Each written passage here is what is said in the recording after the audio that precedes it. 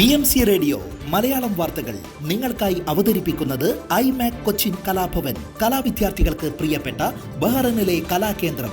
കൂടുതൽ വിവരങ്ങൾക്കായി സന്ദർശിക്കൂ www.bahrainmediacity.com. നമസ്കാരം, BMC റേഡിയോ മലയാളം വാർത്തകളിലേക്ക് സ്വാഗതം. ഞാൻ ധനു കൃഷ്ണ. മനാമ സൂക്കിൽ അഗ്നിശമന മുന്നറിയിപ്പ് സംവിധാനം സ്ഥാപിക്കണമെന്ന് ഓൾഡ് മനാമ സൂക്ക് committee vice president Mahmood al നംലംദി. തീപിടുത്തത്തിൽ നാശനഷ്ടം സംഭവിച്ചവർക്ക് നഷ്ടപരിഹാരം നൽകേണ്ടതുണ്ടെന്നും അദ്ദേഹം പറഞ്ഞു.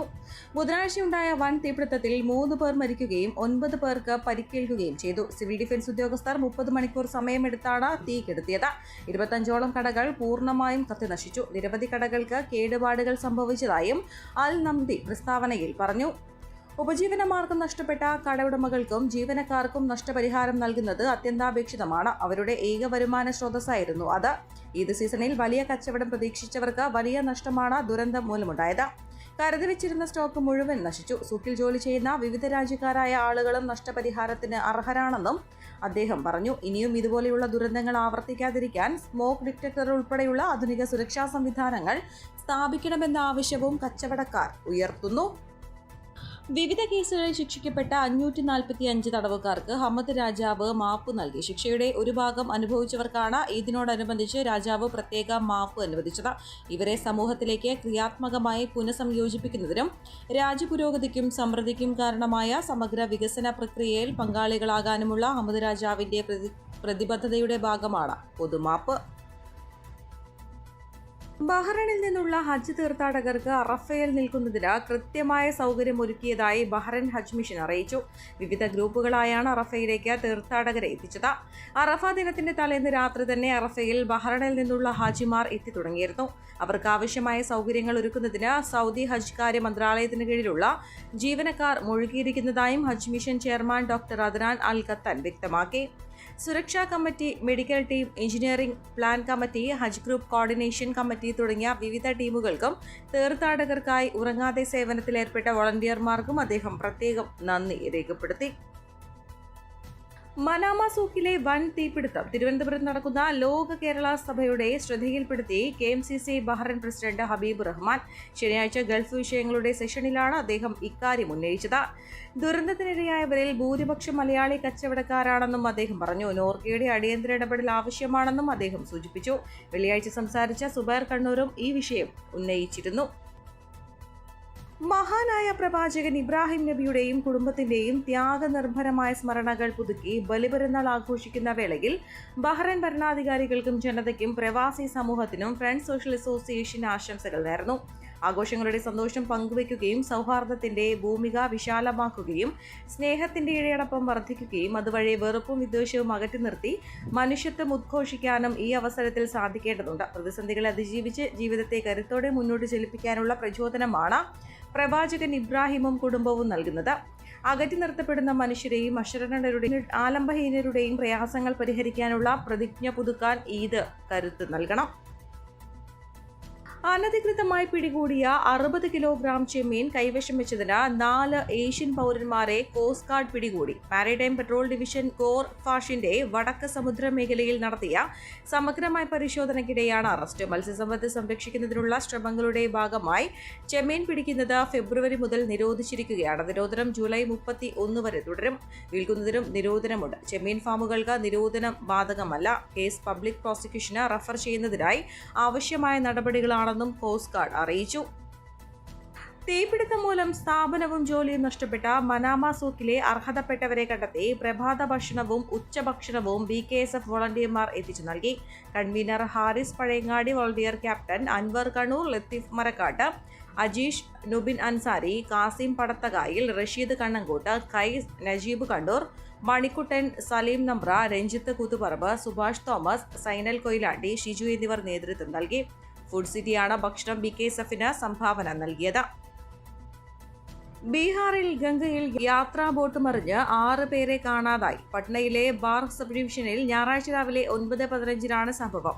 17 പേരായിരുന്നു ബോട്ടിലുണ്ടായിരുന്നത്. ഇവരിലേറെയും ഒരു കുടുംബത്തിലുള്ളവരാണ്. 11 പേർ രക്ഷപ്പെട്ടു. മധ്യപ്രദേശിലെ റായ്സനിൽ പ്രവർത്തിക്കുന്ന മദ്യനിർമ്മാണശാലയിൽ ബാലവേലയിൽ ഏർപ്പെട്ടിരുന്ന 58 കുട്ടികളെ മോചിപ്പിച്ചു.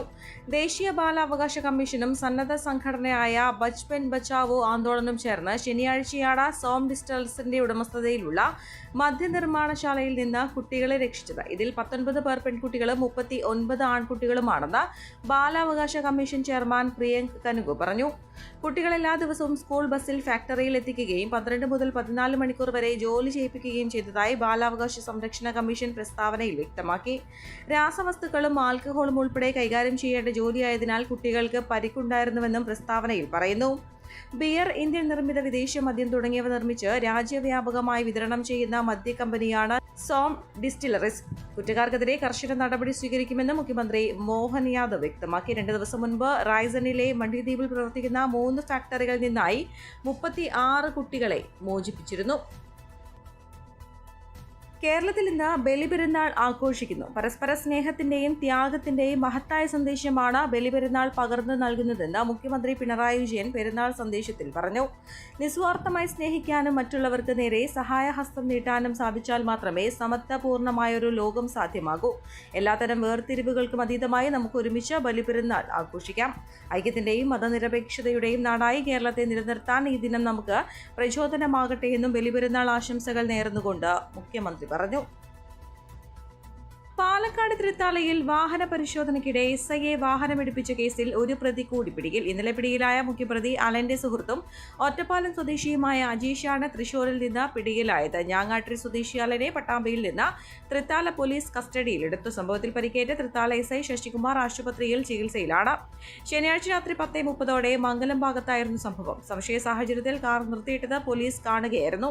കാറിലുണ്ടായിരുന്ന യുവാക്കളോട് വിവരം അന്വേഷിച്ചതോടെ പെട്ടെന്ന് കാർ പിന്നിലേക്ക് എടുത്തു.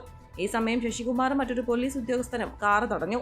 എന്നാൽ SI ഇടിച്ചു വീഴ്ത്തി കാറുമായി പ്രതി രക്ഷപ്പെടുകയായിരുന്നു. തുടർന്ന് നടന്ന അന്വേഷണത്തിലാണ് പ്രതിയെ പിടികൂടിയത്. പ്രതികൾ മദ്യലഹരിയിലായിരുന്നുവെന്നും പോലീസ് പറഞ്ഞു. പത്തനംതിട്ട ജില്ലയിൽ വീണ്ടും പക്ഷിപ്പനി സ്ഥിരീകരിച്ചു. തിരുവല്ല നഗരസഭ 2-ാം വാർഡിൽ എള്ളിമണ്ണിൽ അമൽകുമാറിന്റെ ഉടമസ്ഥതയിലുള്ള കോഴികളിലാണ് പക്ഷിപ്പനി സ്ഥിരീകരിച്ചത്. പക്ഷിപ്പനി സ്ഥിരീകരിച്ച സ്ഥലത്ത് നിന്നും 1 കിലോമീറ്റർ ചുറ്റളവ് ബാധിത മേഖലയായും 1 കിലോമീറ്റർ മുതൽ 10 കിലോമീറ്റർ വരെയുള്ള ചുറ്റളവ് സർവൈലൻസ് മേഖലയുമാണ്. പ്രഭവകേന്ദ്രത്തിന്റെ 10 കിലോമീറ്റർ ചുറ്റളവിലുള്ള പ്രദേശങ്ങളായ തിരുവല്ല നഗരസഭ, കുന്നന്താനം, കവിയൂർ, പെരിങ്ങര, പുളിക്കീഴ്, കല്ലുപാറ മുതലായ സ്ഥലങ്ങളിൽ താറാവ്, കോഴി, കാട, മറ്റു വളർത്തുപക്ഷികൾ ഇവയുടെ മുട്ട, ഇറച്ചി, കാഷ്ണം എന്നിവയുടെ ഉപയോഗവും വിപണനവും ജൂലൈ 5 വരെ നിരോധിച്ച് കളക്ടറും ജില്ലാ ദുരന്ത നിവാരണ അതോറിറ്റി ചെയർമാനുമായ S. പ്രേംകൃഷ്ണൻ ഉത്തരവായി. ഈ പ്രദേശങ്ങളിൽ താറാവ്, കോഴി, കാട, മറ്റു വളർത്തുപക്ഷികൾ എന്നിവയുടെ വിൽപ്പനയും കടത്തലും നൽകുന്നില്ലെന്നും ബന്ധപ്പെട്ട തദ്ദേശ സ്ഥാപന സെക്രട്ടറിമാർ ഉറപ്പുവരുത്തണം. സ്ക്വാഡ് രൂപവൽക്കരിച്ച് കർശന പരിശോധനകൾ നടത്തേണ്ടതാണ്. മൃഗസംരക്ഷണ വകുപ്പിന്റെ ആക്ഷൻ പ്ലാൻ പ്രകാരമുള്ള തയ്യാറെടുപ്പുകളും രോഗനിയന്ത്രണ നടപടികളും കർശനമായി നടപ്പാക്കുന്നുണ്ടെന്ന് ജില്ലാ മൃഗസംരക്ഷണ ഓഫീസറും ഉറപ്പുവരുത്തണം. കാക്കയിൽ രോഗം സ്ഥിരീകരിച്ചതോടെ മറ്റ് പക്ഷികളുടെയും സാമ്പിൾ ശേഖരിച്ചു. ആലപ്പുഴ ജില്ലയിൽ നിന്ന് ബ്രോയിലർ കോഴികളുടെയും കാടകയുടെയും കൊക്കിന്റെയും കാക്കയുടെയും പരുന്തിന്റെയും ഉൾപ്പെടെ 13 എണ്ണവും കോട്ടയം ജില്ലയിൽ നിന്ന് താറാവിന്റെയും ഒരു സാമ്പിളാണ് ശേഖരിച്ചത്. വിദഗ്ധ പരിശോധനയ്ക്കായി ഭോപ്പാലിലെ national institute of high security ലാബിലേക്ക് അയച്ചു. ആലപ്പുഴ, കോട്ടയം, പത്തനംതിട്ട ജില്ലകളിലെ 19 കേന്ദ്രങ്ങളിലായി 29,589 പക്ഷികളാണ് ചത്തത്. പക്ഷിപ്പനി പ്രതിരോധ നിയന്ത്രണ പ്രവർത്തനങ്ങളുടെ ഭാഗമായി 3 ജില്ലകളിലെ 1,02,758 പക്ഷികളെ കൊല്ലുകയും 14,732 മുട്ടയും 15,221 കിലോ തീറ്റയും നശിപ്പിച്ചു. ഈ വാർത്തയോടുകൂടെ BMC റേഡിയോ മലയാളം വാർത്തകൾ സമാപിക്കുന്നു. നന്ദി, നമസ്കാരം.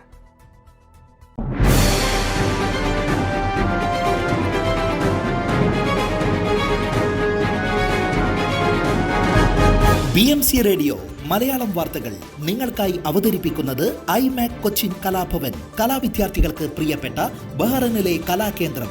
കൂടുതൽ വിവരങ്ങൾക്കായി സന്ദർശിക്കൂ www.bahrainmediacity.com.